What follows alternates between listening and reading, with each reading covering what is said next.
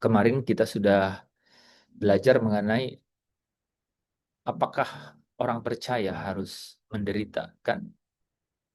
Apakah orang percaya itu harus menderita? Terus dilanjutkan dengan Bagaimana bersukacita bersama dalam penderitaan. ya, jadi kalau memang derita itu harus di menjadi jalannya orang percaya, gitu kan? Maka eh, orang percaya yang juga diberkati oleh Tuhan, gitu ya. Itu dijanjikan kan yang namanya sukacita kan gitu. Yesus sendiri katakan sukacitaku kan kuberikan kepadamu, damai sejahteraku kuberikan kepadamu. Jadi bagaimana itu bisa berjalan bersamaan gitu. Bagaimana dia bisa seirama, bagaimana dia bisa bersahabat. Nah, itu kita sudah bahas kemarin kan? Kita sudah bahas. Jadi kita harus punya set of mind itu kan bahwa ketika kita memiliki kesadaran dan pemahaman gitu ya bahwa sukacita itu bukan karena keadaan tetapi karena Tuhan, karena Tuhan, maka dia akan bersahabat dengan derita sukacita itu, ya kan, gitu. Nah, malam hari ini itu kita akan belajar gitu ya, apa yang membuat mereka bisa berpisah di tengah jalan, ya kan, kan menarik itu bahasan gitu kan. Apa yang bisa membuat mereka bertengkar di tengah jalan? Gitu. Katanya berkat, berkat, berkat. Mana nih? Derita, derita, derita. Kan begitu. Ada orang yang komplain begitu dalam hidupnya kan. Bahkan kadang-kadang tidak belak-belakan. Kadang-kadang diam-diam. Kalau berontak diam-diam namanya apa sudah? Bersungut-sungut. Ya. Kalau orang yang berontak ya terang-terangan itu ya dia ngomel, saudara, ngomel. Coba kasih contoh, Yanti ngomel. Nah, ngomel. Tapi kalau yang diam-diam tuh bersungut-sungut gitu, uring-uringan gitu, ya. Nah, bagaimana supaya tidak terjadi di perjalanan hidup kita? Gitu. Karena kan kita sudah sekarang kan sudah ngerti nih bahwa orang percaya memang punya ya, memang punya eh, perjalanan ya, kehidupan itu memang harus mengikuti Kristus sebagai teladan. Gitu. Jalannya memang jalan derita itu, kan? Kan hanya kalau kalau kita kalau orang percaya itu kan tujuan akhir hidupnya kan apa? Kalau dibilang orang percaya sebenarnya maksudnya apa? Dia percaya kepada siapa? Kepada Yesus, ya kan? Barang siapa yang percaya kepada anak, gitu. Nggak dibilang yang percaya kepada bapak loh, yang percaya kepada anak, gitu. Nanti anak yang bilang percayalah kepada Allah, percaya jugalah kepadaku, kan gitu kan? Gitu. Itu hal-hal yang ini loh, saudara, hal-hal yang apa ya? Seolah-olah beda tipis, ya, Betty. Beda tipis tapi memiliki makna yang dalam itu, gitu. Ya, kita bisa lihatlah itu di dunia kan, gitu. Misalnya gini ya, kalau ada orang yang tanya saya sesuatu gitu, misalnya Mira kan tanya saya sesuatu, saya pasti bilang sudah ngomong sama Pak Tadus, gitu. Bayangkan nggak? Saya manusia aja ngomong begitu, gitu. Sudah Pak, saya ulang lagi sama Pastor Lepri sudah, saya sampai begitu. Ah, kita aja itu tahu kan begitu. Nah, ini Bapak bilang hidup yang kekal itu ada di dalam anak. Wah, gitu. Jadi ketika kita dikatakan orang percaya, singkat cerita ya percaya kepada Yesus kan. Nah, percaya kepada Yesus, Yesus bilang apa? supaya mereka yang percaya kepadaku memandang kemuliaanku. Kalau mau memandang kemuliaannya, ya dia harus ada di mana Yesus ada, gitu. Kan? Bagaimana caranya? Ya harus dipermuliakan bersama Kristus. Pada saat apa? Pada saat Kristus datang, ya kan? Dan satu caranya, hanya satu caranya. Only and the last, kan? Hanya satu dan hanya satu-satunya. Yaitu apa? Jika menderita bersama dia, maka dimuliakan bersama dia. Yang menarik menurut saya Roma 8 ayat 17 itu menurut saya menariknya gini. Gini. Uh, akan menerima bersama-sama dengan Kristus. Aduh, sebenarnya rasanya tuh agak-agak geli, agak-agak aduh kayak nggak apa ya, nggak pantas gitu. Tapi di situ kata-katanya begitu loh, saudara. Menerima bersama-sama dengan Kristus. Saudara bisa bayangkan nggak itu? Ya, gitu loh. Akan menerimanya bersama-sama dengan Kristus. Janji itu. Ya kita memang pasti merasa geli itu di dalam diri karena kita masih ada di dalam ketidaksempurnaan gitu. Ya. Ya, tapi satu hari nanti yang tidak sempurna itu akan menjadi sempurna. Oke? Nah, jadi kalau derita adalah tidak perlu dipertanyakan karena itu adalah the only way to the glory. Hanya satu-satunya jalan kepada kemuliaan.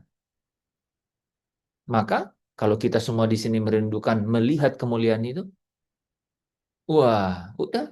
Itu yang saya bilang berketetapan hati. Make it simple. Buat sederhana.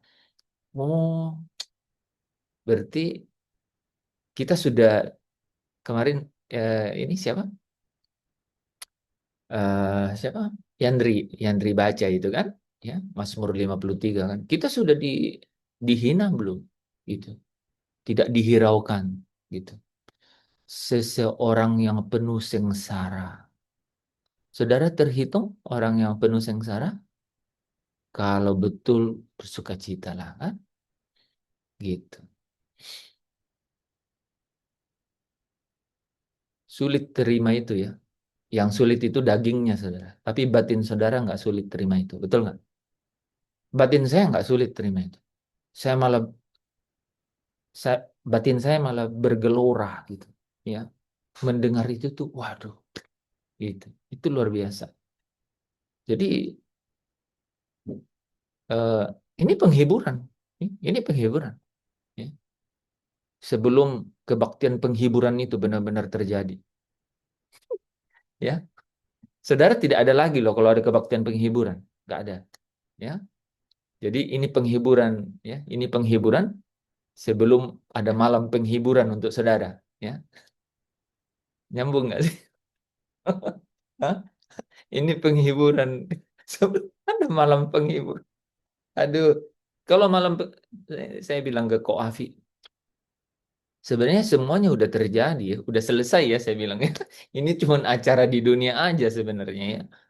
Udah, wong orang udah pelepasan dari sejak hari apa gitu. Terus kita di sini buat acara sendiri. Gitu. Itu apa ya? Makanya cepat-cepat aja saudara ya. Kalau sudah ada saudara yang meninggal gitu ya, kerabat gitu, cepat aja karena itu kan buat ini, buat drama yang sudah nggak terlalu berguna kan? Ya nggak sih? Oke? Ini memang tradisi. Oh ya, tradisi, tradisi. Ya. Memang kita harus berani untuk ya, tidak bertradisi ya. Iya. Ya, ya, memang betul di ya dimanapun sih, di kota besar, dunia modern, tradisional itu sama aja. Saudara, saya coba tradisi modern apa coba? Tradisi modern. Oh, tahu nggak saudara? Saya cerita tradisi modern ini kok Af yang ceritain saya. Katanya itu kalau dikremasi kan jadi abu tuh kan jadi abu disimpan. Nah, itu ada kan simpan kan ke atas tuh, simpan seperti rak-rak buku. Orang kalau mau lihat ya pakai itu kan, pakai apa namanya itu? Apa namanya kok Afi? Hah? Kayak tangga yang naik itu, klip Ya, betul betul tangga. Ya, tangga naik gitu. Nah, yang paling mahal yang bawah ya. betul sekali Pak. Nah, Ya, yang paling mahal yang bawah. deretan paling bawah paling mahal. Kotak bawah. Jadi orang datang nggak perlu naik tangga, langsung lihat, oh ini. Coba, coba bayangkan tradisi modern. Ya, tuh gedung bangun tinggi-tinggi di situ, abunya saudara yang udah dikremasi, dibakar tadi itu paling atas, 20 meter. Mana ada orang yang mau jenguk. Orang naik tangga 20 meter aja udah takut. Ya, tradisi modern, saudara. Jadi sama aja sih sebenarnya. Gitu, sama aja. Jadi, saudara, ketika kita mengerti kebenaran itu penghiburan, ya, penghiburan. Ya, sebelum ada kebaktian penghiburan. Harusnya kalau saudara udah penuh penghiburan tuh nggak perlu lagi kebaktian penghiburan nanti ya. Tapi itu mungkin untuk keluarga yang ditinggalkan ya, kesempatan ya. Haleluya. Saudara, jadi malam hari ini, Iko ya, apakah tidak boleh ada tradisi seperti itu? Gini, semua tradisi, semua tradisi pasti meninggalkan eh, pasti meninggalkan eh, bekas. Semua tradisi pasti meninggalkan bekas. Pasti meninggalkan eh, apa? eh, kekosongan. Saya ulang ya. Semua tradisi pasti meninggalkan kekosongan. Semua tradisi pasti meninggalkan kehampaan. Apa yang saudara di dalamnya menaruh energi saudara? Menaruh energi saudara. Energi saudara apa? Pikiran, nih, kekuatan otot. Apalagi kalau saudara taruh itu duit. Setelah itu berakhir kan itu lenyap dan dia meninggalkan di dalam hati, di dalam batinku kehampaan alias kekosongan. Segala yang materialistis duniawi itu pasti berakhir dengan hampa. Nah, tidak mungkin itu tidak melibatkan hati, gitu. Tidak mungkin itu tidak melibatkan batiniah, gitu. Gitu, saudara. Jadi eh, apa? Apakah tidak boleh? Jawabannya sebenarnya tidak boleh. Ya, jangan ikutin tradisi. Nah, kalau kalau harus masuk dan apa bijaksana melihat tradisi itu, maka kita manfaatkan tradisi itu. Nah, saya selalu nih ya, hmm, mau adat apa aja gitu ya. Saya pernah ditanya orang di TikTok gitu ya, live mengenai pertanyaan itu. Saya bilang, Paulus bilang segala sesuatu itu boleh, tetapi tidak segala sesuatu itu berguna.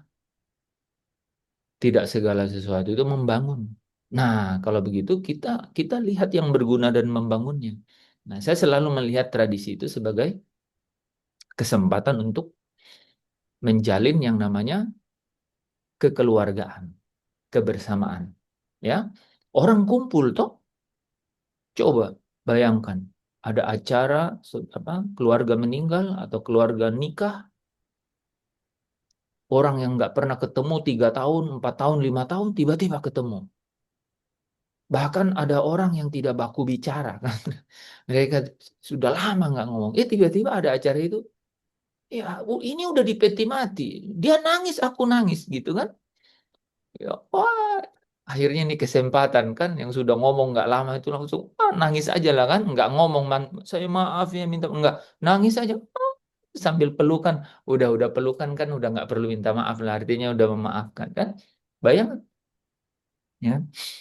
Jadi ada gunanya loh, ya, ada gunanya. Jadi ada sesuatu yang dibangun. Nah, artinya gini, manfaatkan itu, ya, tradisi itu untuk membangun secara kekeluargaan, ya, atau ada tali hubungan persaudaraan yang retak. Nah, itu bisa. Jadi bisa kita. Nah, artinya apa? Sebenarnya sudah keluar dari apa? Dari cara dunia melihat tradisi. Gitu. Nah, saya selalu melihatnya dari sisi itu. Ya, oke. Jadi teman-teman, ya, kita kembali ke topik kita ya. Apa yang membuat kalau kita sudah mengerti bahwa rupanya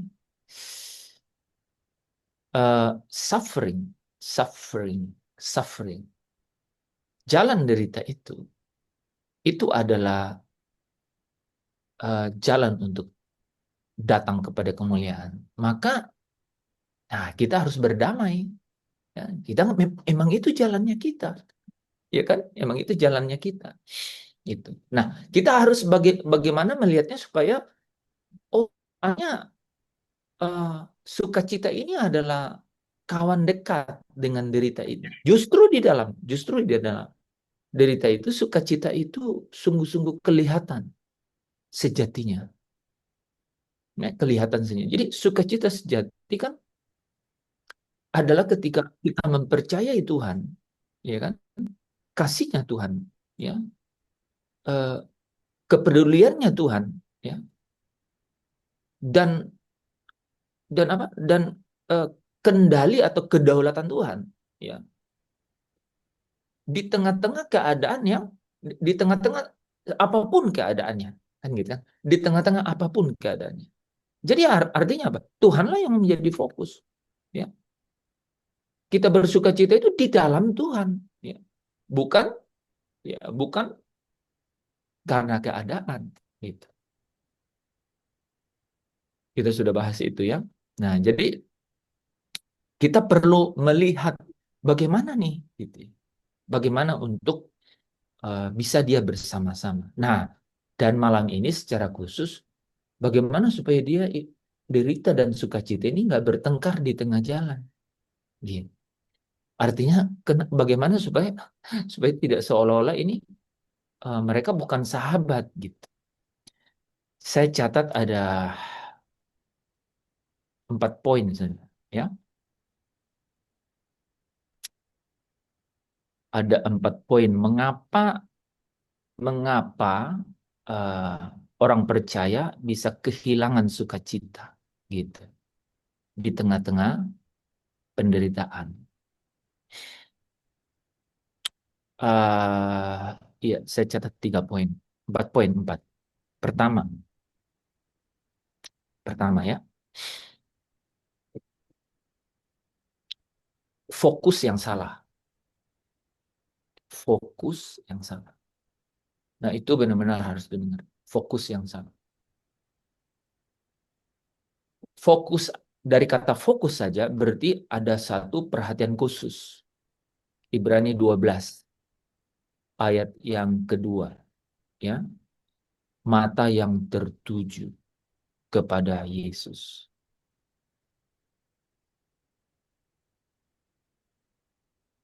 Itu penting sekali. Nah, saudara bisa fokus nggak sih?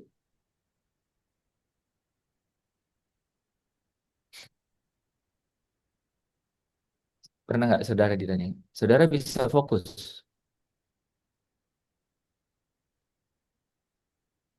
Rida bisa fokus? Oh, dia nulis. Itu contoh. Itu contoh. Rupanya kita tuh fokus tuh tidak bisa fokus loh.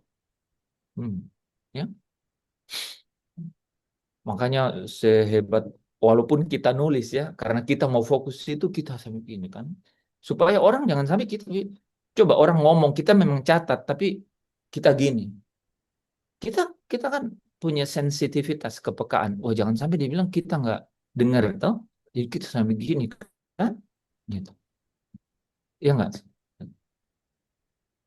Ini saudara supaya saudara bisa tangkap tuh harus benar-benar bawa dalam ini tahu nggak firman ini harus hidup. Maksudnya firman itu harus hidup. Itu yang menggerakkan semua kegerakan saudara. Saraf nadi-nadi, urat nadi, pikiran, elektron, proton yang firman yang gerakkan. Aku kalau hal-hal begitu belajar sama pendoa, ya. Itu orang-orang pendoa itu luar biasa. Tuhan bilang jangan bergerak dulu. Doa lagi. Tuhan bilang belum, belum ada. Berdoa. Wah gitu. Luar biasa kalau pendoa-pendoa ya, penjaga gerbang. Luar biasa. Jadi, saudara, kita itu bisa kehilangan sukacita, ya, atau damai sejahtera. Ya. Beda-beda tipis sih sebenarnya. Itu karena fokusnya salah. Itu. Lebih melihat keadaan daripada Tuhan. Gitu. Jadi sukacita itu bisa hilang atau bisa lenyap. Gitu. Apabila fokus atau pandangan kita itu bergeser dari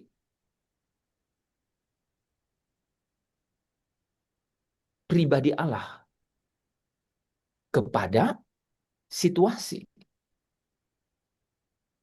Situasi atau keadaan hidup. Wah, itu memang tidak mudah kan? Ya kan? Karena jadi ada dua hal.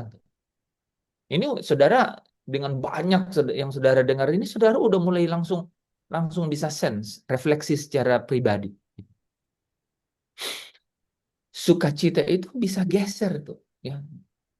Bisa bergeser itu kalau atau hilang atau lenyap itu kalau kita kalau apa? Kalau pandangan kita itu bisa kalau pandangan kita itu bergeser dari pribadi Allah kepada apa? Situasi atau keadaan. Gitu.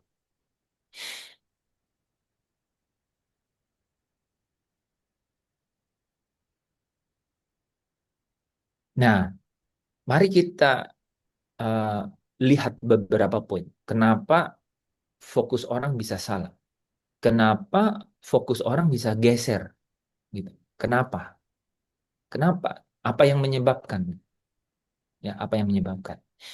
Jadi di poin satu ini fokus yang salah atau fokus yang bergeser, gitu ya. Saya catat beberapa poin. Apa yang menyebabkan fokus salah atau fokus itu bergeser? Pertama, kita baca 2 Korintus pasal 4 ayat 4.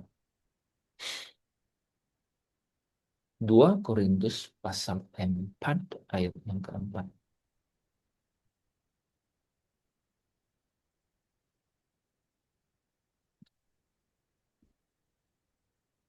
Cepat-cepat saudara, ini bahannya banyak sekali ini. Sementara ini sudah hari Selasa.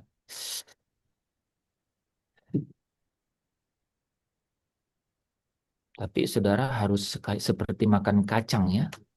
Yaitu orang-orang yang tidak percaya, yang pikirannya telah dibutakan oleh ilah zaman ini, sehingga mereka tidak melihat cahaya Injil tentang kemuliaan Kristus yang adalah gambaran Allah. Jadi ilah zaman ini telah membutakan pikiran orang-orang. Gitu. Jadi pertama saudara yang bisa membuat fokus kita itu salah atau fokus kita itu bergeser. Saya catat 4 poin ya. Yang pertama. Jadi di poin yang pertama ini saya catat ada 4 poin yang bisa membuat fokus itu salah atau geser. Pertama adalah hal-hal duniawi gitu. Hal-hal dunia. Jadi pikiran, pandangan kita itu tertutup oleh hal-hal duniawi ya. Bahkan orang percaya pun bisa terpengaruh oleh ilah zaman. Jadi orang percaya nilai-nilai dunia yang menekan ya, yang menekankan ya. Jadi eh, nilai-nilai dunia yang menekankan apa? Kesuksesan, kenyamanan, bahkan validasi ya, validasi manusia ya. Itu yang eh, itu yang jadi fokus gitu. Itu yang menjadi fokus. Itulah hal-hal duniawi, itulah ilah zaman, itulah nilai-nilai dunia. Sukses, nyaman, tervalidasi gitu.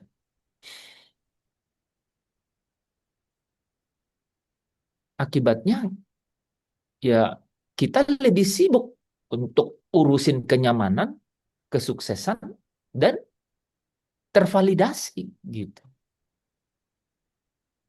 Dibandingkan dengan bagaimana Tuhan seharusnya melihat kita gitu.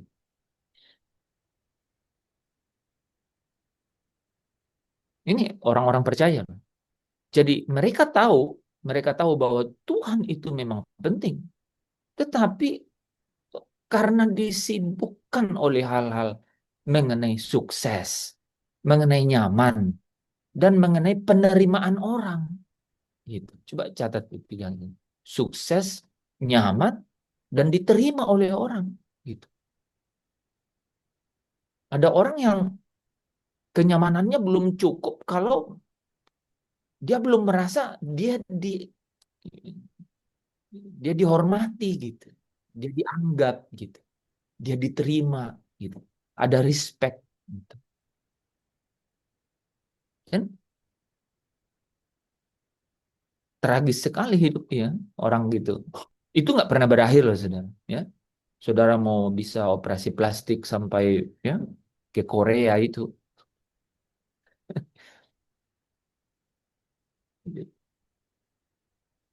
berbatas waktu, berbatas waktu, saudara.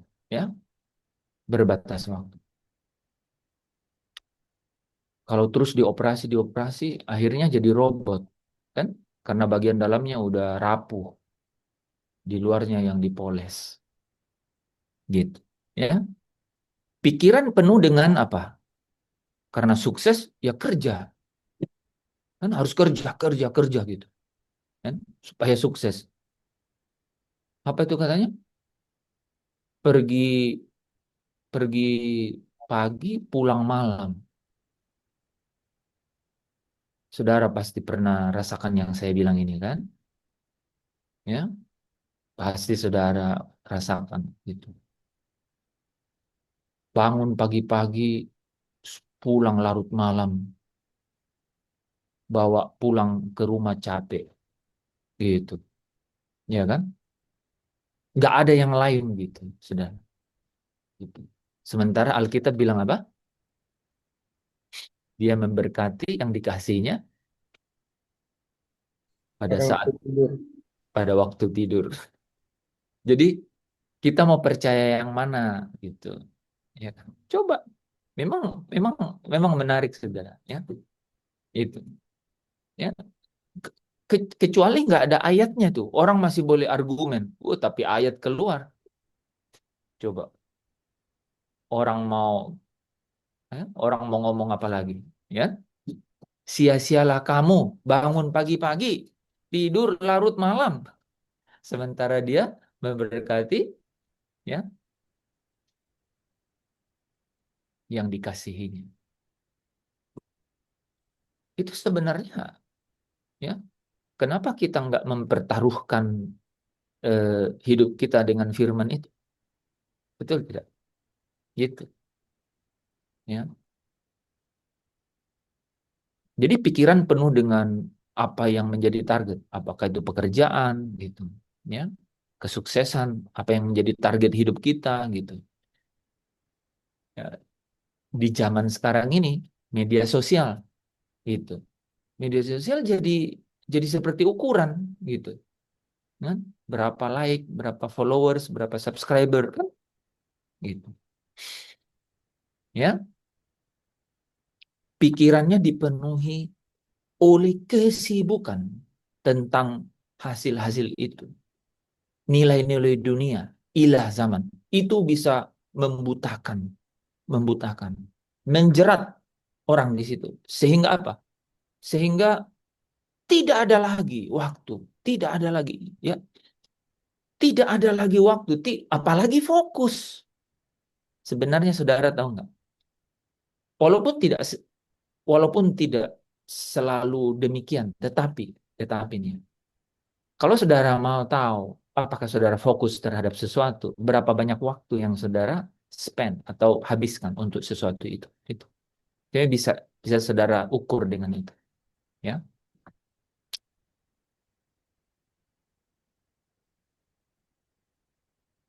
Jadi hal dunia, dan ini yang paling banyak nih, itu hal dunia itu eh, mencuri gitu fokusnya, sehingga dia fokusnya geser gitu. Waktu untuk Tuhan namanya apa? Waktu buru-buru. Itu doa seperti balapan kuda gitu. Apalagi kalau nggak ngomong. Pernah saudara secepat kilat doa makan? Nggak perlu diajarin, ya. Doa yang secepat kilat kalau doa makan tuh doa yang nggak keluar di mulut. Itu sampai amin tidak ada. Aminnya itu kilat sekali, ya. Sampai pegang sendok udah di nasi, gitu. Bahkan sendok mungkin udah sendok nasi, terus cepat sekali, gitu. Saudara tahu nggak? Waktunya jadi sempit, waktunya Lebih, diburu-buru. ada yang lebih ini Pak. Tuhan kau tahu apa yang aku mau. Amin. Itu itu makanya saudara, ya. Ini saya sengaja berlama-lama di sini itu. Karena ini benar-benar jadi ini. Iblis tuh tahu. Makanya saudara tahu nggak? Saudara tahu nggak? Orang yang orang yang sudah orang yang sudah mengecap, mengecap, mengecap, ya, karunia-karunia surgawi. Itu iblis tahu. Dunia iblis ini, ya, yang menggerakkan dunia ini itu tahu gitu. Kalau saudara sudah mengecap karunia surgawi itu artinya apa? Saudara sudah punya rasa surgawi udah punya. Paulus bilang, di dalam batinku aku suka hukum Allah. Punya. Saudara kalau nyanyi aku lihat ya muka, aduh. Saya belum pernah lihat malaikat aja, tapi saya kira-kira ini sudah mirip malaikat nyanyi, ya. Saatku pulang. Itu sudah, ya. Ya, maksud saya gini loh. Emang sudah punya taste rasa itu. Nah, karena dia tahu begitu, maka dia cara satu-satunya, ya, cara satu-satunya itu adalah waktu. Waktu saudara dijerat dengan begitu banyaknya waktu yang dipakai untuk sukses, nyaman, tervalidasi, diterima orang, direspek sama orang, gitu. Wah, saudara, saudara tahu, orang make up itu bisa 2,5 sampai 3 jam. Saya bingung itu, ya. Mulai dari ganti muka, buka muka sampai pasang muka atau bagaimana itu? 3 jam. Itu ke salon jam 3:30 subuh. Acara jam 7.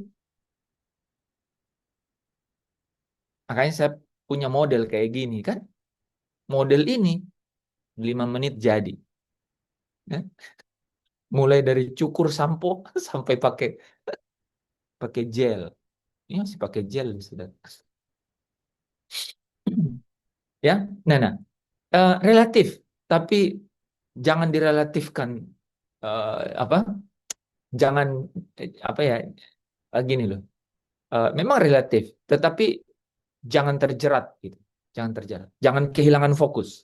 Memang relatif. Apa-apa relatif betul. Tapi jangan pernah kehilangan fokus. Karena apa? Saudara, bagaimana supaya kita itu di kehilangan fokus atau geser fokusnya? Satu-satunya cara adalah apa? Saudara diberikan apa?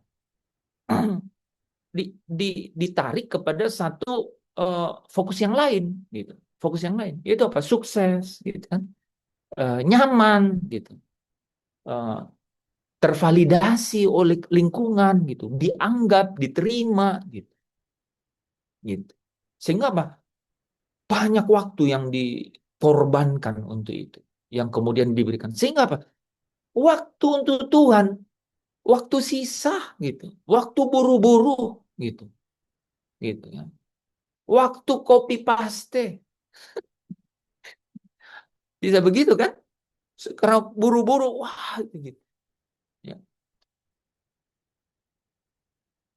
Gitu saudara ya. Ruang hati untuk Tuhan makin sempit. Ruang hati untuk Tuhan semakin sempit. Gitu. Karena apa? Ilah zaman. Ilah zaman. Yaitu apa? Memberikan saudara nilai-nilai duniawi. Sukses, nyaman, tervalidasi gitu oleh lingkungan. Ini akar, ini akar tunggang. Kalau saudara tahu itu akar tunggang, akar yang paling besar sebenarnya. Yang lain-lain lebih mudah. Saya mau bilang kalau dari 100% ini 60-70% itu ada di sini. Karena kita tidak sadar gitu. Ini orang percaya loh. Ini orang percaya, ngomongnya orang percaya gitu.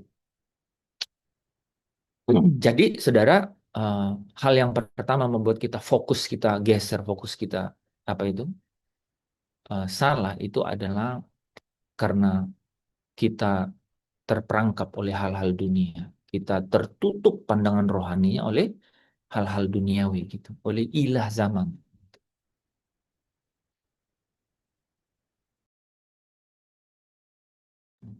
Ya. Nah, itu yang pertama saudara ya. Fokus salah, fokus geser karena ilah zaman, hal-hal duniawi.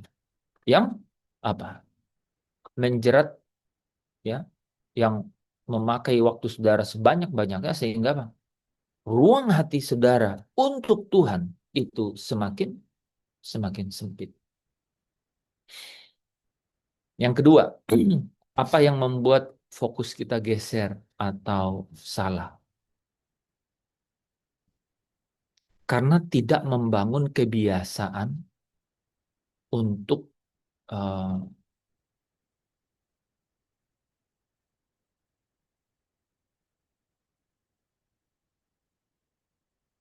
mata kita itu tertuju kepada Tuhan.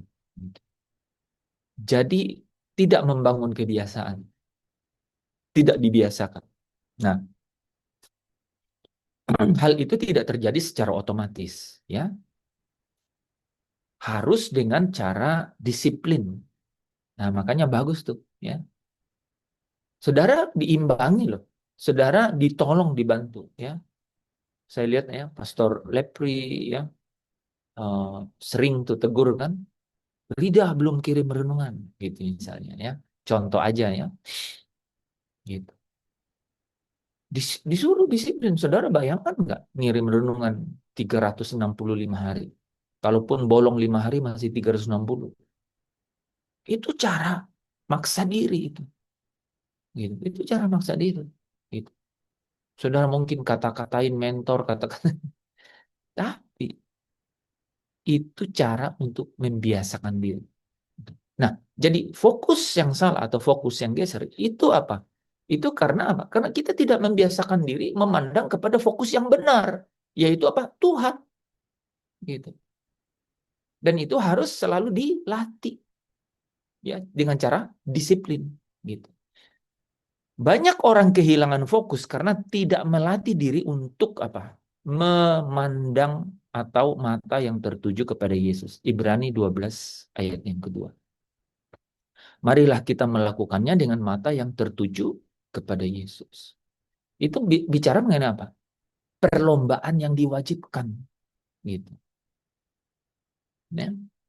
Sekarang kita bisa ngomong gini Pak Tadus, derita itu adalah perlombaan yang diwajibkan. Gitu.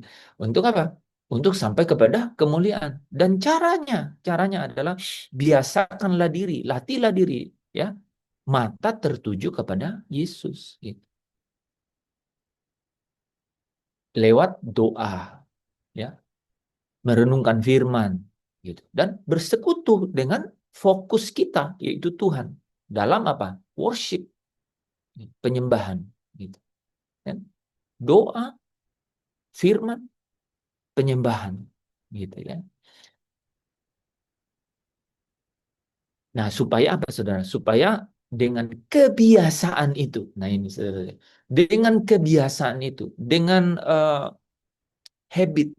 dengan kebiasaan itu, yang lama-lama menjadi karakter, menjadi natur, ya, kodrat saudara, saudara itu sudah apa? saudara sudah sulit itu untuk dibawa kepada hal-hal dunia. Coba ya. Poin pertama dan kedua ini saling bertentangan tuh. Ya, saling bertentangan. Yang satu berkata bahwa fokus itu kita bisa geser karena apa? Karena kita dibutakan oleh hal-hal dunia. Nah, supaya tidak dibutakan oleh hal-hal dunia, biasakanlah menatap atau mata tertuju kepada fokusnya adalah Tuhan, gitu. Ya, itu cara melawannya nih. Jadi poin 1 dan 2 ini disengaja nih. Ya, 2 poin pertama ini sebenarnya saling mengcounter gitu. Bagaimana supaya tidak terjerat waktunya, rutinitasnya gitu oleh hal-hal duniawi. Caranya adalah membiasakan diri mata tertuju kepada Yesus gitu. Ya. Nah, ini saudara ya. Saya dari dulu nih saya tahu nih hal-hal ini. Apa yang kita pandang terus-menerus akan menguasai pikiran dan emosi kita. Apa yang kita pandang terus-menerus akan menguasai pikiran dan emosi kita. Maka kalau ada lawan jenis yang saudara suka, jangan sering-sering atau terlalu sering lihat wajahnya. Lama-lama saudara akan suka. Sejelek apapun dia. Ini waktu saya kuliah, saya dibilangin sama senior rohani saya, kambing pun katanya, kalau diliatin terus-menerus, kita jadi suka sama kambing itu. Manis juga katanya kambing. Dia mau kasih satu filosofi yang yang sebenarnya udah lama, ya. Jadi apa yang kita terus-terus lihat itu akan menguasai pikiran gitu dan emosi kita. Makanya kalau saudara mau melupakan seseorang, gampang. Jangan pernah ketemu lagi. Gitu. Jangan pernah ketemu lagi. Nah, kalau tiap hari yang saudara lihat itu di media sosial kan, ada berita, ada masalah gitu. Terus baca, nah ini juga kan, eh, tulisan-tulisan di media sosial. Misal, saudara tahu kan, misalnya cerita-cerita apa itu, eh, perceraian gitu kan, atau konflik-konflik rumah tangga. Coba orang kan kadang-kadang sering tuh baca itu. Drama-drama apa yang saudara sering lihat gitu. Itu orang terbiasa itu menguasai pikiran dan emosinya gitu. Menguasai jiwanya gitu. Nah, saudara, di poin nomor 2 ini mau bicara bahwa hal yang bisa menggeser kita dari fokus akan Tuhan itu adalah apa? Kalau kita tidak membangun kebiasaan untuk menjadikan Tuhan itu fokus atau menatap kepada Tuhan atau mata yang tertuju kepada Tuhan.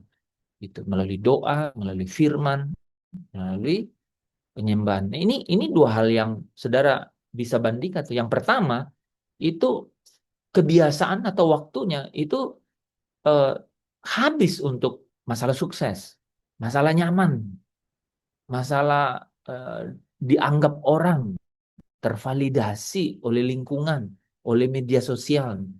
Sementara yang satu itu adalah mata yang selalu tertuju kepada Yesus, gitu. Artinya apa? Hari-harinya, waktu-waktunya dilatih dirinya secara disiplin untuk apa? Untuk banyak waktu dengan Tuhan. Ya, itu ya poin kedua ya. Bagaimana apa yang menyebabkan kita itu fokus yang salah atau fokus yang bergeser. Yang ketiga, karena terlalu mengandalkan diri sendiri. Karena terlalu mengandalkan diri sendiri. Amsal 3 ayat 5 sampai 6. percayalah kepada Tuhan dengan segenap hatimu dan jangan bersandar pada pengertianmu sendiri. Orang yang tidak fokus pada Tuhan, orang sering tidak fokus pada Tuhan karena merasa mampu mengatur hidupnya sendiri. Wah, eh, di dunia modern ada istilah agnostik, saudara. Agnostik. Jadi agnostik itu ya nggak apa-apa, Tuhan di sana, saya di sini, gitu. Tuhan urus urusan dia, saya urus urusan saya. Karena apa? Tabungannya cukup, depositonya cukup, gitu kan? Pasif income-nya cukup, gitu. Di TikTok barusan saya lihat ya ada orang yang penghasilannya itu masih muda, orang kerja biasa, 190 juta sebulan. Coba mau cari Tuhan. Tuhan yang mana yang saudara mau cari? Ya kan? Dia bisa nyaman loh, kan? Gaji 190 juta sebulan tinggal di Kupang bisa buat apa aja, ya kan? Bayangkan itu. Jadi orang bisa apa? Bisa fokusnya geser atau fokusnya salah karena apa? Dia andalkan diri sendiri. Jadi ngeri-ngeri sedap. Mereka tidak menolak Tuhan secara sadar. Nah, itu yang saya bilang. Orang agnostik itu dia bilang, jadi bukan ateis. Ateis kan Tuhan nggak ada. Nggak percaya Tuhan. Kalau ini dia bilang, biarkan Tuhan di sana, saya di sini. Agnostik. Itu kebanyakan di dunia modern. Gitu ya. Orang-orang yang eh, ya, terfasilitasi dengan cukup gitu. Ya, mereka tidak menolak Tuhan secara sadar, tapi menggeser posisinya Tuhan dari pusat, dari pusat, yaitu dia Tuhan sebagai fokus. Jadi apa? Ya dari pusat digeser ke pinggir gitu, tidak jadi fokus gitu. Saya kasih kata-kata ini, saudara. Tuhan hanya dipanggil pada saat keadaan darurat. Tuhan hanya dipanggil pada saat keadaan darurat. Kapan itu keadaan daruratnya orang-orang gitu? Wah, tiba-tiba dia makan enak, perutnya sakit. Wah, sampai harus ke ruang ICU. Gitu. Wah, dia panggil tuh Tuhan. Gitu. Ya. Ada tuh cerita, saudara. Wah, ada cerita yang luar biasa itu. Seorang dokter di Singapura. Dia ngomong sama kakak rohaninya. Ya, dulu bersama-sama di dalam kelompok tumbuh bersama. Tapi karena dia sangat sukses dalam karir, wah memang luar biasa lah, gitu. Ya, wah jauh, ya penghasilannya ratusan ribu US dollar setiap bulan, hitungannya miliar tiap bulan. Jadi dia bilang apa aja saya bisa beli. Tiba-tiba satu hari satu waktu, ya dia rasa sesuatu yang agak aneh, dia ke dokter, terus diperiksa, gitu ya. Hasil pemeriksaan dokter apa saudara? Nggak tahu bagaimana cerita dia cancer stadium 4. Waktu darurat dia telepon itu teman KTB-nya ke kelompok tumbuh bersama. Dia telepon. Nah, orang ini teman juga tahu setelah ditelepon kan. Terus dia cerita karena setelah itu dia hilang. Dia hilang dan temannya mau telepon saja nggak bisa karena saking sibuknya kan gitu.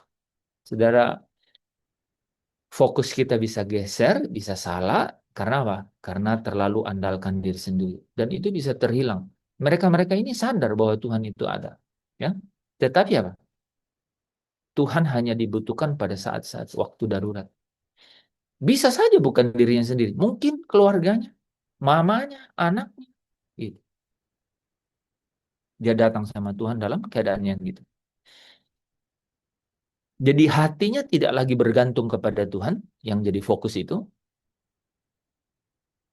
sehingga apa? Sehingga uh, sukacitanya itu bisa hilang, saudara. Ya. Yang keempat, kenapa fokus kita salah atau bergeser? Karena hati kita dikuasai oleh kekhawatiran atau ketakutan. Saudara, takut itu kan alami, tapi ketakutan itu tidak alami. Itu saudara bumbuin sendiri. Gitu. Takut itu alami, tetapi ketakutan itu adalah sesuatu yang dipelihara oleh orang itu sendiri. Matius 6 ayat 31 sampai 33. Ya. Ayat uh,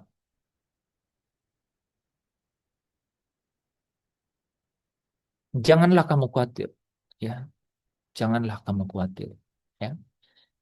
Ayat 33-nya, tetapi carilah dahulu kerajaan Allah dan kebenarannya, maka semuanya itu akan ditambahkan kepadamu. Jadi memang dikontraskan, gitu. Kekhawatiran membuat pikiran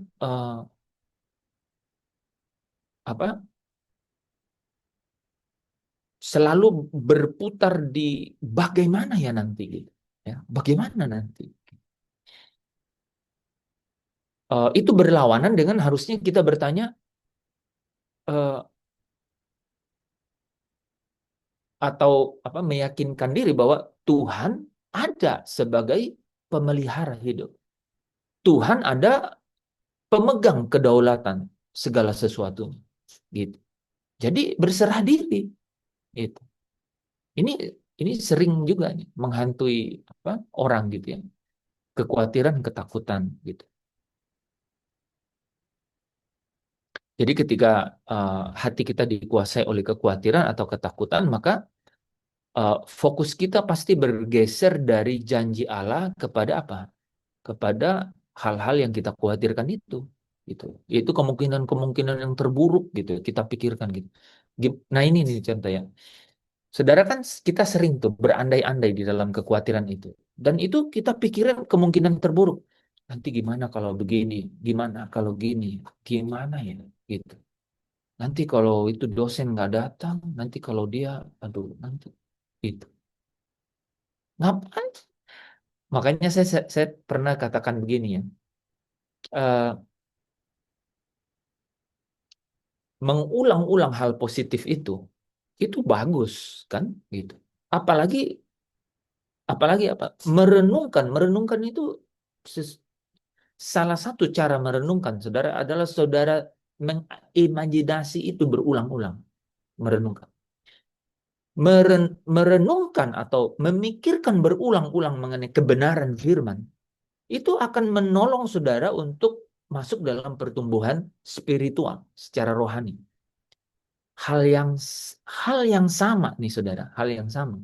Berulang-ulang memikirkan hal yang negatif itu membuat saudara menjadi larut dalam kekhawatiran dan ketakutan. Nah, mau pilih yang mana? Itu cara kerja yang sama loh. Berulang-ulang memikirkan. Nah, kalau firman ya kita renungkan, gitu.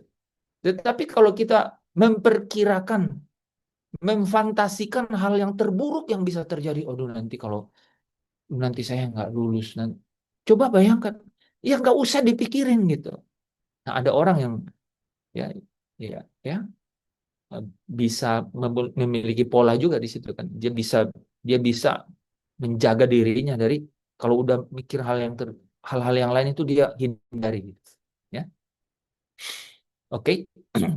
Jadi karena khawatir, gitu ya, karena khawatir, maka khawatir itu karena berulang-ulang dipikirkan, ya. Mulai dari gelisah, gitu ya.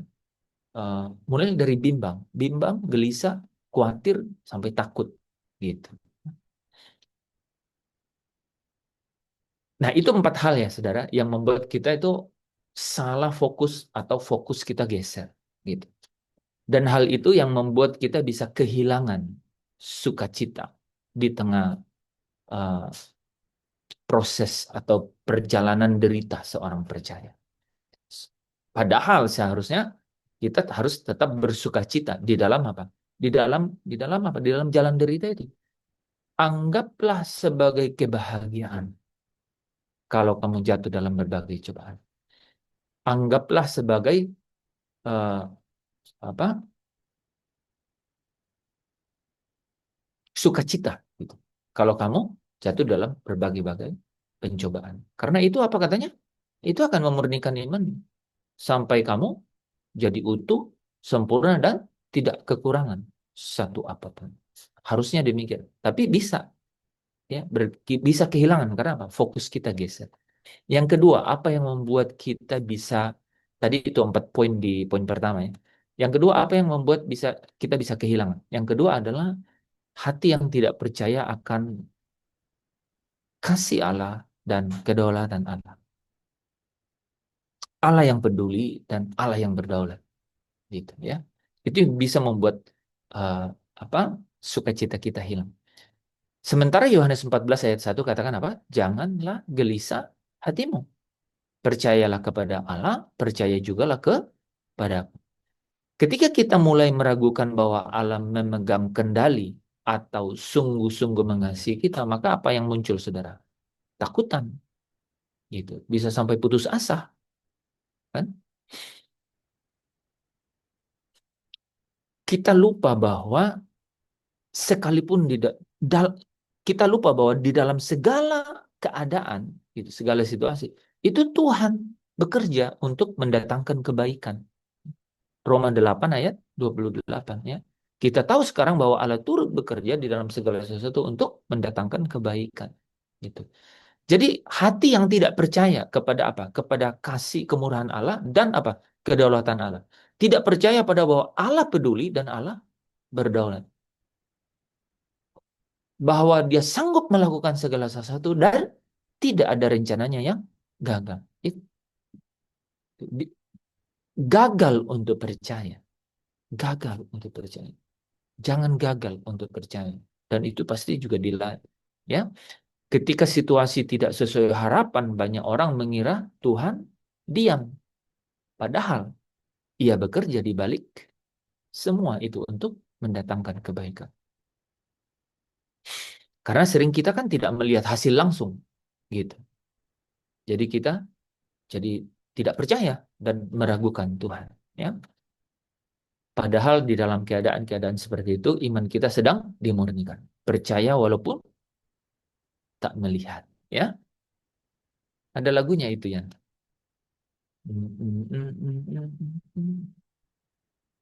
Yang anak yang kecil yang buta itu, kan? Walau tidak tak dapat melihat semua rencanamu, namun hatiku tetap memandang padamu. kau ada untukku. Jadi kau ada untukku. Jadi itu anak memang benar-benar nggak melihat ya. Oh, itu. Jadi bagus lagunya itu sesuai dengan kenyataannya kan dia. Nah, itu saudara itu bisa bayangkan itu, ya. Jadi gagal percaya hanya karena tidak melihat gitu. Padahal nih saudara, sekalipun saudara melihat secara jasmani, memang sering sekali itu dalam banyak hal Allah itu bekerja di balik layar gitu. Yang ketiga, apa yang membuat kita kehilangan sukacita? Nah, ini masuk ke hal-hal yang ini ya, yang praktis. Dosa, dosa. Ya, Mazmur 32 ayat 3 sampai 4. Selama aku berdiam diri, tulang-tulangku menjadi lesu, tanganku terasa berat siang dan malam. Jadi dosa yang disembunyikan membuat hati kita kehilangan kepekaan dan akan kehadiran Roh Kudus. Ini penting, saudara ya. Ya, tapi bagi orang percaya harusnya ini tidak terlalu ini lagi ya. Tapi ini uh, ada porsinya juga bahwa sukacita itu bisa hilang gitu ya. Karena ada dosa yang disembunyikan gitu. Saya punya teman nih, teman ya, ya kenalan gitu ya. Kesaksiannya luar biasa. Saudara mungkin pernah lihat itu di TikTok, saya sampai repost dia karena uh, kesaksian perjumpaannya dengan Tuhan gitu. Tapi ada dosa yang dia nggak mau tinggalkan gitu. menurut dia kayaknya Tuhan oke aja. Sayang banget gitu. Jadi dosa itu bisa membuat sukacita kita itu hilang gitu ya. Sukacita itu tidak bisa hidup di hati yang menolak terang gitu ya. Ketika kita bertobat, Roh Kudus memulihkan eh, kembali sukacita eh, yang datang dari apa? Kasih karunia itu kan, yang datang dari kasih karunia. Jadi sukacita karena kasih karunia Allah, sukacita karena pemberian Allah gitu. Karena apa? Karena kita dibuat menjadi ciptaan yang baru.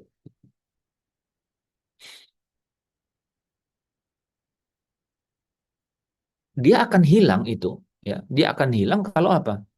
Kalau tiba-tiba hati yang tadi, ya, yang tadi sudah menerima eh, kasih karunia itu, ya, Roh Kudus yang memberikan kita kasih karunia itu, ya, di dalam hati kita, kan itu Roma 5 ayat 5 kan ya. Coba baca Roma 5 ayat 5.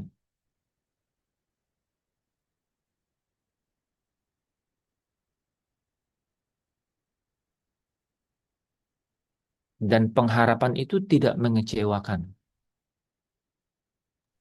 Roma 5 ayat yang kelima.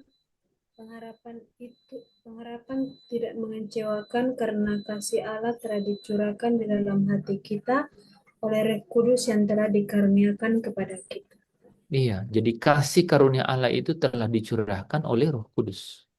Itu artinya gini, saudara itu, kita itu dikatakan menerima kasih karunia ketika Roh Kudus itu udah dimeterai dan berdiam di dalam kita gitu.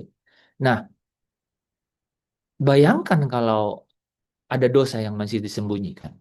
Ini saudara yang biasanya ya kepahitan sama orang, kepahitan masih, aduh, ya, kalau dia ngomong mengenai kepahitannya dia ke orang itu sampai keluar di wajahnya gitu. Memang, padahal memang itu kan, kata memang itu kan dibilang aja memang gitu ya. Memang dia wah gitu. Sampai ya gitu. Ada kekecewaan sama orang.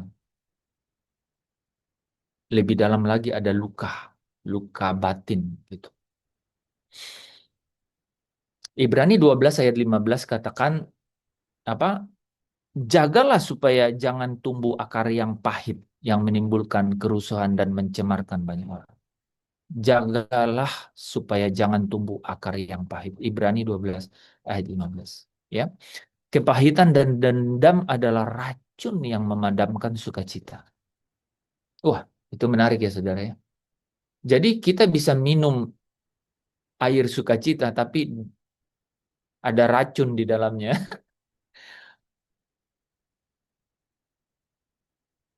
Kepahitan dan dendam itu racun yang memadamkan sukacita. Saudara masih bisa minum, tapi ada racunnya. Selama hati belum mengampuni, hmm, sukacita itu tidak akan menetap. Wah, saudara penting loh. Yang pernah saya cerita nih, mengampuni itu, ya, mengampuni itu adalah kebenaran. Saudara kenapa mengampuni? Kenapa saudara harus mengampuni orang? Karena saya sudah diampuni oleh Tuhan. Karena saya sudah diampuni. Betul, Pak Tanis. Alasan satu-satunya supaya saudara bisa mengampuni itu adalah karena saudara sudah diampuni. Itu kebenaran. Dan itu nggak perlu perasaan saudara ya. Perasaan saudara nggak perlu ikut-ikut itu. Yang perlu adalah apa? Pengetahuan akan kebenaran. Saudara harus putuskan bahwa menurut kebenaran saya harus mengampuni karena aku sudah diampuni. Gitu. Saya harus ampuni. Ya, mungkin saudara kecewa, kepahitan, luka batin gitu. Akar apa? Akar yang pahit tadi gitu. Saudara enggak, menurut kebenaran saya harus ampuni. Nah, biarkan perasaan saudara ikut. Belakangan nggak apa-apa, dia akan ikut. Tapi saudara harus putuskan gitu. Ya. Pengampunan bukan berarti melupakan. Ini menarik loh. Pengampunan itu bukan berarti melupakan, tapi melepaskan hak untuk membalas. Pengampunan itu bukan berarti melupakan kesalahan, tetapi apa? Melepaskan hak untuk membalas dan mempercayakan luka itu kepada Tuhan yang adil, atau mempercayakan pembalasan itu kepada Tuhan. Jadi saudara mengampuni orang itu bukan berarti saudara lupakan gitu. Enggak. Mengampuni artinya saudara melepaskan hak saudara untuk seharusnya balas gitu. Menanggalkan hak, membuang hak saudara untuk membalas gitu. Jadi hal yang bisa membuat sukacita kita itu hilang itu saudara adalah uh, dosa yang belum diakui, belum diselesaikan, atau kita sembunyikan gitu. Itu kebanyakan adalah kepahitan, kekecewaan gitu ya. Jawabannya apa? Saudara harus mengampuni. Mengampuni itu bukan uh, melupakan, tetapi apa? Membuang hak kita untuk membalas. Tidak lagi menuntut hak kita untuk balas. Artinya melepaskan hak itu. Gitu. Yang terakhir, yang keempat. Apa yang membuat kita bisa kehilangan sukacita? Nah, ini yang saya paling suka. Ya, persekutuan pribadi dengan Allah itu kurang. Gitu. Sehingga kita tidak, sehingga kita kehilangan sukacita itu. Sebenarnya tadi ini sudah sedikit dibahas di bagian ke apa? Di bagian pertama ya, di bagian pertama yang kaitannya dengan apa? eh, Membangun kebiasaan ya, menatap kepada Tuhan. Tapi ini lebih lebih apa? Lebih fokus gitu. Yaitu persekutuan pribadi dengan Allah. Yohanes pasal yang ke-15 itu berkata, tinggallah di dalam aku, atau tinggal di dalam kasihku, ya, supaya sukacitamu itu penuh. Jadi tinggallah di dalam aku, atau tinggallah di dalam kasihku, supaya sukacitamu itu penuh. Ya, Yohanes 15 ada ayat yang keempat, ada ayat yang ke-10, dan ayat yang ke-11. Ya. Ketika doa hanya jadi rutinitas dan firman jarang direnungkan, hubungan dengan Allah itu menjadi kering, saudara. Gitu. Ketika doa itu hanya rutinitas dan firman Allah itu tidak direnungkan. Direnungkan itu artinya berkali-kali diulang-ulang untuk dihayati, dibayangkan, dipikirkan, itu direnungkan. Maka hubungan dengan Allah itu menjadi kering, hampa, ya. Padahal sukacita itu adalah buah dari persekutuan dengan Roh Kudus, kita bahas kemarin itu ya. Buah dari kedekatan kita dengan Allah, gitu. Dengan apa? Dengan pribadi Allah, yaitu pribadi Allah yang adalah Roh, persekutuan dengan Roh Kudus, ya. Nah, kenapa orang tidak membangun secara intim atau karib persekutuannya dengan Tuhan? Biasanya alasannya adalah kenapa? Karena tidak mengenal Tuhan itu secara pribadi. Gitu. Kenapa saudara ingin membangun hubungan sama orang itu? Karena saudara kenal orang itu, sehingga ingin untuk membangun hubungan dengan orang gitu. Nah, pengenalan itu sangat penting gitu, ya. Mazmur 9 ayat yang ke-10. Orang yang mengenal namamu, Mazmur 9 ayat yang ke-10, orang yang mengenal namamu percaya kepadamu. Sebab engkau tidak meninggalkan orang yang mencari engkau, ya Tuhan. Kalau hubungan dengan Tuhan, kalau hubungan kita dengan Tuhan itu dangkal, ya, sekadar tahu tentang Dia, bukan mengenal Dia atau mengalami Dia, maka hati mudah untuk berpaling, gitu. Jadi kalau kita nggak kenal Tuhan itu, maka Tuhan itu kita tidak mungkin kemudian memiliki keinginan ya untuk membangun hubungan yang dekat, akrab, karib, intim dengan Tuhan. Nah, pengenalan itu jadi penting untuk dibangun, ya. Namun jika seseorang benar-benar menikmati kehadiran Tuhan, nah muncul kata. Jadi pengenalan akan Tuhan itu sebenarnya pengenalan akan kehadirannya, gitu. Tadi saya sudah sebutkan saudara ya bahwa supaya kita mata tertuju kepada Tuhan atau fokus kita kepada Tuhan itu adalah melalui doa, renungkan firman, dan penyembahan. Nah, di poin keempat ini muncul yang bagian terakhir ini. Penyembahan, worship. Pengenalan saudara akan Tuhan hanya dapat saudara benar-benar miliki dari apa? Dari worship. Banyak orang yang mengetahui Allah, tapi jarang orang yang mengalami persekutuan dengan Allah. Gitu. Nah, itu hanya melalui worship. Menikmati akan kehadirannya. Gitu. Orang yang menikmati kehadiran Allah itu sulit untuk berpaling dari Allah. Seperti orang yang jatuh cinta tak bisa lepas dari yang dikasihinya. Gitu. Sudah jatuh cinta belum sama Tuhan? Gitu. Ku jatuh cinta padanya. Tambah dan dalam, tambah dan dalam lagi.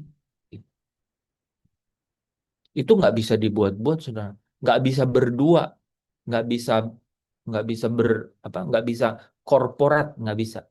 Itu personal, personal intimacy, keintiman pribadi, gitu. Hubungan yang paling intim adalah hubungan dua belah pihak dan tidak ada yang tahu. Makanya kadang-kadang kita bilang, ini Sunday bilang sama siapa-siapa, gitu. Jangan bilang sama siapa-siapa, gitu. Itu menandakan saudara dan orang itu spesial, gitu. Jadi Bapak Ibu Saudara yang dikasihi Tuhan, ya, saya balik dari ujung ya, supaya saudara nggak kehilangan sukacita. Sebenarnya yang paling sebagai orang percaya yang paling penting itu adalah membangun persekutuan pribadi, gitu. Dengan membangun persekutuan pribadi ini, ya, coba saudara perhatikan. Tadi kan 1, 2, 3, 4. Sekarang saya balik 4, 3, 2, 1.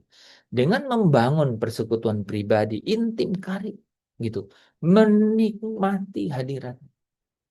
Saya suka lagu itu. Takkan ku lari dari hadiratmu, sebab hanya di sini, sebab hanya di sini kelegaanku, Tuhan. Mampu nggak saya dan saudara?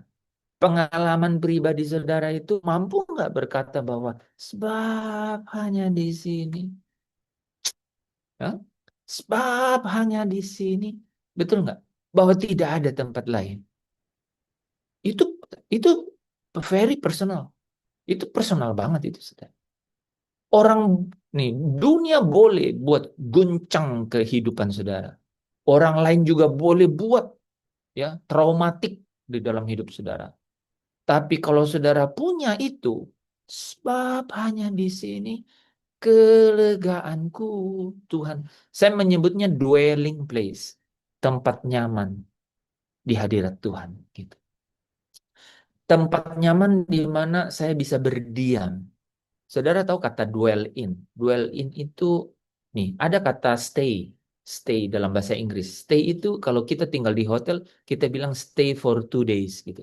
Stay for 3 nights gitu. Ya, tinggal untuk 2 hari atau tinggal untuk 2 malam gitu kan. Tapi orang nggak mungkin bilang stay at home gitu. Tapi live at home. Jadi menginap atau berdiam atau tinggal di rumah gitu. Nggak mungkin juga orang tinggal di hotel, toh. Ada orang tinggal di hotel setahun, gitu. Itu rumahnya berarti, ya kan, gitu. Ya, ya ada namanya permanent residency kadang-kadang ya. Ada orang yang wah, ya, tapi itu jarang sekali gitu ya. Gitu. Tapi duel itu, saudara, itu berdiam dan tidak akan pernah pergi, gitu. Ya, jadi saudara harus punya namanya dwelling place. Artinya apa? Di tempat itu di mana saudara berkata, sebab hanya di sini kelegaanku, Tuhan. Dalam spiritual saudara, saudara harus dapatin itu. Nah, kalau saudara punya ini kan terang. Ini kan namanya saya bilang kemarin apa? Ini tuh ruang rohani, saudara. Ya kan? Ini ruang rohani, saudara kan? Ini ruang suci, saudara. Ini tempat suci, saudara. Ini tempat kudusnya, saudara kan? Nggak mungkin, saudara, biarkan ada sesuatu yang disimpan di situ. Barang busuk gitu. Kecewa. Ya kan? Nggak mungkin. Sakit hati. Gitu. Ya kan? Luka batin, nggak mungkin. Dia akan pergi dengan sendirinya. Gitu. Pergi dengan sendirinya itu maksudnya apa? Saudara tidak akan kasih ruang untuk itu. Saudara tidak akan kasih muka untuk dia gitu loh. Untuk kecewa, untuk sakit hati. Enggak. Karena saudara bilang, di sini kelegaanku gitu. Di sini kelegaan gitu. Saudara saudara bukan renungkan ya. Saudara coba itu ya. Ketika saudara semakin punya ruang pribadi, ruang suci, ruang kudus gitu ya, tempat saudara berdiam diri bersama Tuhan itu.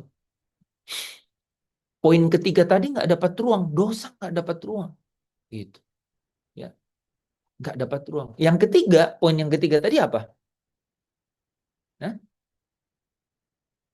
itu malah semakin kan, semakin menjadi-jadi karena apa? Karena saudara akan semakin punya banyak waktu untuk Tuhan, ya. Saudara kalau udah punya hubungan pribadi, wah, ngopi, ngeteh gitu ya, duduk bareng tuh bisa berjam-jam. Jangan tanya gitu kalau sudah punya persekutuan pribadi. Nah, hasilnya, saudara, poin nomor satu malah terbalik. Yang nomor satu nggak punya waktu untuk, saudara nggak punya lagi waktu untuk itu. Pikirin sukses, apa ya? Bagi saya sukses adalah pulang ke rumah Bapak. Wah, orang bilang, kamu dari planet mana? Ya terserah. Ya, itu. Ya, bahasanya, kosakatanya, library-nya, kamusnya, perpustakaannya beda. Beda banget kamu ya, emang beda. Kan bukan dari dunia katanya. Gitu kan? Amin. Kami mengucap syukur Bapak karena boleh dibawa di dalam perenungan yang dalam mengenai betapa satu-satunya keadaan yang kami harus perjuangkan adalah menikmati berdiam bersama Engkau di dalam hadirat. Karena kalau demikian maka hidup kami selesai, pencarian kami selesai. Kami memiliki kekuatan untuk menghindar dan terbentengi, terlindungi dari hal-hal duniawi. Di sanalah persenjataan kami yang paling utuh dan tidak tergoncangkan. Kami mengucap syukur untuk kehadiran-Mu malam hari ini. Hamba-hamba-Mu yang hadir di dalam Zoom Fellowship malam hari ini, Tuhan bukakan lebih jauh lagi. Hamba berhenti berbicara, tapi hamba percaya kemurahan-Mu melampaui akal dan pikiran kami, melampaui hati kami. Engkau pasti melimpahkan lebih banyak lagi setiap kebenaran itu kepada setiap hamba-Mu di sini, supaya mereka sungguh-sungguh tertanam kuat di dalam kerajaan-Mu sampai Engkau datang. Terima kasih Bapa. Di dalam Kristus Yesus Tuhan kami mengucap syukur dan berdoa. Amin. Amin. Amin.